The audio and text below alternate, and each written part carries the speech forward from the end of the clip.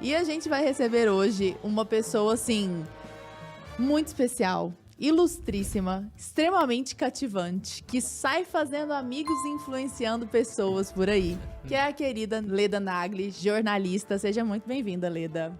Muito obrigada pelo carinho todo, por me chamarem e por me receberem assim. Ainda mais agora que eu soube que ele tá todo chique. Ô, Leda, eu quero muito falar, assim, da sua vida atual, porque você é uma pessoa muito instigante, assim, acho que pra mim, pro Arthur também. Mas acho que antes de nós chegarmos a essa etapa, vale a pena fazer uma observação, e eu queria que você falasse pra nós a respeito de como você vê isso agora em retrospectiva, né, olhando pro retrovisor, que as coisas, eu tenho a impressão, se eu tiver com uma impressão muito romântica, você me diga, Tá.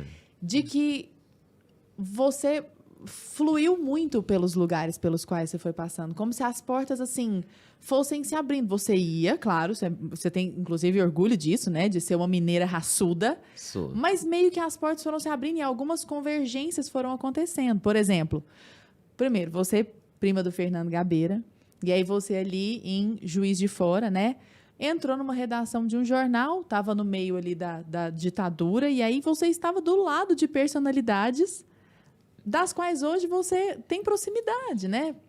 Mas olha que Coincidiu loucura. isso? O Gabeira, quando eu comecei profissionalmente, ele estava banido. Ele estava fora do Brasil, banido do território nacional. Aham, Ele por já tinha sequestrar o sequestrado o embaixador e tal. Loucura isso. Então, na verdade, eu nunca acompanhei a trajetória dele como jornalista. Só admirava, né? Eu admirava, mas de longe, assim. Eu era muito menina. Quer dizer, muito menina. Nós temos 10 anos de diferença um do outro, mas ele saiu de casa muito cedo.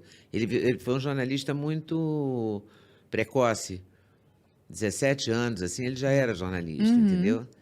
E eu teria 7 anos. É, Eu sim, só sim. podia admirar, É. eu achava Sim, interessante. claro. Aquele cara que morava fora, sabe? Que fazia o que queria Aham. e tal. Aí um dia ele sequestra o embaixador e vira uma confusão na casa da Isso é gente. uma loucura muito na grande. família da gente e Aham. tal. E toda uma história por causa disso e tal. Quando eu cheguei ao Rio, eu acho que ele não estava, ele estava na Suécia. Mas os amigos dele me receberam muito bem. Então, esse abrir de portas, assim, foram, como é que eu vou dizer isso? Eles foram muito simpáticos comigo, me trataram muito bem.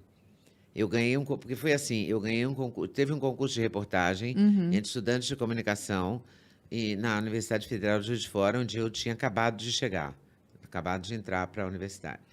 E o tema era indústria, cada um escolhia o seu tema, eu escolhi indústria têxtil, que era uma indústria forte em Juiz de Fora e estava na decadência já na época.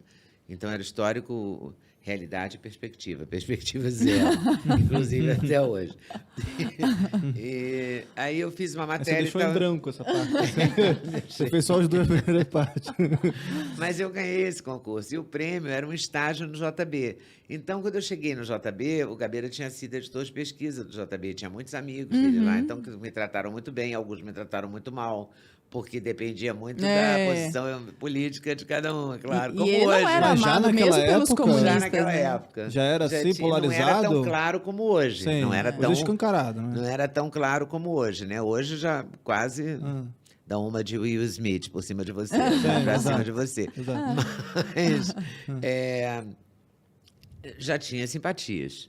Quer dizer, as pessoas que me trataram melhor foram pessoas mais à esquerda, digamos assim. Entendeu? Mas eu dei a maior sorte. Por exemplo, eu fui... O primeiro dia que eu cheguei no jornal, não conhecia ninguém. A primeira pessoa a me chamar para almoçar foi o Raul Riff, que tinha sido assessor de imprensa do Jango. E trabalhava no departamento de pesquisa do JB. Era um velhinho de cabelo branco, bochechas rosa, uma coisa assim. E Fofinho. a história, e sabia tudo da história do Brasil, assim, né? Então, além de tu ser fofinho. Então, esses detalhes, sabe, me ajudaram, claro. Foi muito bacana. As pessoas me trataram muito bem. Algumas torceram o nariz, mas eu não prestei atenção nelas. E nada disso adiantaria se você não fosse competente também. Aí eu fiquei ali Evidentemente. fazendo estágio, mas o meu pai não me deixou ficar. Até tinha uma possibilidade de me contratarem. Mas ele não me deixou, porque eu tinha, sei lá, 19 anos e tinha que voltar para Juiz de Fora para terminar o curso. Só podia sair com 21, sabe? Um pai árabe. É, aquela coisa dura ali. Eu voltei. E voltou e depois saiu de novo. Depois saí de novo. É. Não, aí saí de vez, assim. Mas isso foi bacana, mas eu não convivi com o Fernando, jornalista, né? E hoje também não convivo, porque ele trabalha na TV Globo. Eu assisto, né? E gosto das matérias, sobretudo das viagens dele, né? Da maneira dele de ver o Brasil, assim, dessas Mas vocês se dão reportagens que ele bem, faz. assim. Hein? Vocês se dão bem, se Sim, falam, claro. assim. Quando eu digo essa coisa de Temos diferenças, digamos, ideológicas. Né? Isso é uma pergunta, inclusive, que eu queria entrar. Não sei se era uma coisa que você ia falar Pode falar. já agora. É porque você veio... A família, junto da família, né? Tem o Fernando e tal, ele é um cara mais à esquerda, né? Eu sou mais conservador. Exatamente. E você, nesse início, né? Você estava entrando lá no jornalismo, você falou que, inclusive, por conta dessas diferenças ideológicas que já existiam naquela época, você foi melhor recebida pela galera da ala da esquerda. Eu acho que provavelmente por ser da família também do Gabeira, aquela coisa toda e tal. Influenciou. E aí eu queria... E hoje a gente vê você entrevistou já dezenas, centenas de pessoas aí, e você é muito bem recebida e você conversa com todos os lados, né? A gente percebe que você fala, você quiser entrevistar qualquer pessoa, você entrevista. Eu gosto e você disso. é benquista por todos eles, assim, eu imagino. Essa proximidade. Não me dão entrevista, não. Mas essa agora, proximidade então, tá mais com... exacerbado. Sim. Mas, por exemplo, essa proximidade, talvez, com o Gabeira, não direto de trabalhar ali junto com ele, nunca mas trabalhei. você sentiu que, e por ser benquista no início pela esquerda, isso influenciou o seu trabalho depois, até uma forma de cabeça de você pensar, cara, eu quero falar com todo mundo. Você já tinha uma visão conservadora naquela época? Eu acho que não. Eu acho que talvez eu fosse mais à esquerda naquela época do que hoje. Com certeza, acho que sim.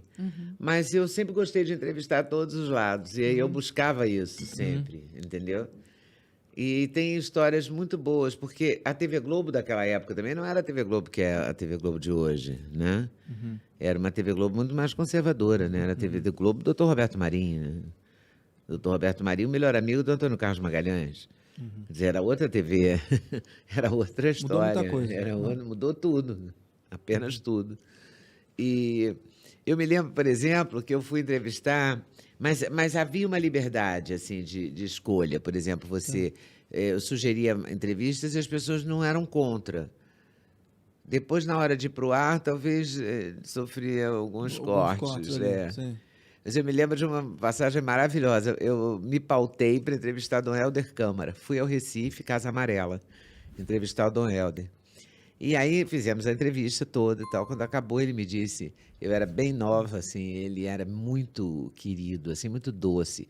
Aí ele me disse, olha, eu queria só uma coisa, que você não ficasse chateada se a nossa entrevista não for ao ar. Eu falei, como assim, Dom Helder? Eu vim do Rio aqui para entrevistar. Lógico que vai. Claro que vai ao ar.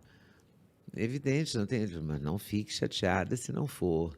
Me promete isso? Não, claro que eu prometo, mas imagina. E saí dali certa de que ele era louco e a entrevista ia totalmente para o ar. Quando a entrevista foi para o ar, a única referência à reforma agrária era eu que dizia assim, o senhor é a favor da reforma agrária? Ele dizia sim, cortava ali. Tempo de censura. A matéria acabava ali. Ele tinha toda a razão. Eu que era muito ingênua mesmo. Exato. Mas fazia parte. A TV Globo também foi o meu aprendizado, né? Foi fundamental na minha vida. Foi muito legal ter trabalhado lá. Naquele momento, não sei se seria legal em outro momento. Naquele foi bárbaro, entendeu? Fiquei lá 13 anos e foi ótimo. Fiz muitas coisas legais e era um clima muito simpático, entendeu? Todo mundo era muito amigo. E onde eu aprendi a fazer televisão, né? Fala.